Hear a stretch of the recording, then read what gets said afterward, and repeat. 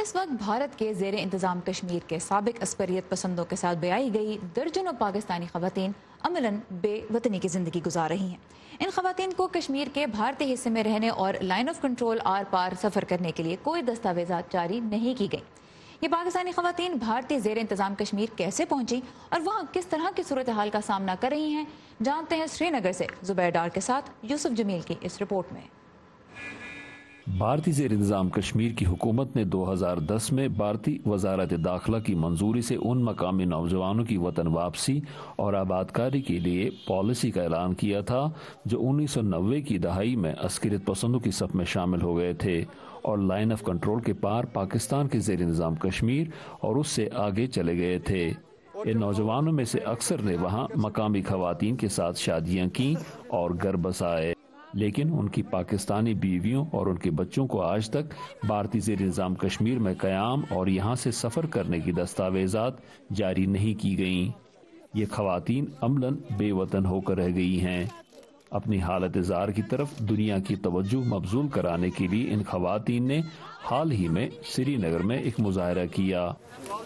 ماں باپ سے 10 سال 8 سال ہو گئے ملے ہوئے، کتنی فوتگیاں ہو گئی ہیں، ہم ان کے آخری دیدار نہیں کر سکے۔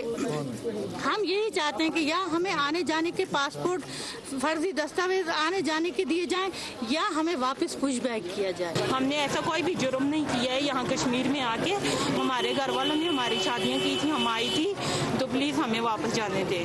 عہدیداروں کے مطابق پاکستان کے زیر انتظام کشمیر میں موجود بھارتی زیر انتظام کشمیر سے تعلق رکھنے والے 1082 افراد نے آبادکاری پالیسی کے تحت گھر لوٹنے کے لیے درخواستیں دی تھیں۔ حکومت نے ان میں سے صرف 219 درخواستیں منظور کیں۔ انسانی حقوق کے لیے کام کرنے والی ایک مقامی تنظیم نے ان خواتین کو انصاف دلانے کے لیے ریاستی ہائی کورٹ میں درخواست دائر کی ہے۔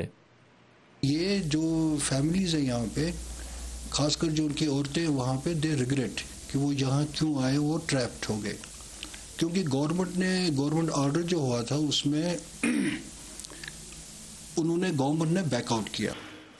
حالات سے دل برداشتہ ہو کر ایک خاتون نے کچھ عرصہ پہلے خودکشی کر لی۔ ان خواتین کا مطالبہ ہے کہ پاکستان اور بھارت کی حکومتیں ان کی مدد کریں۔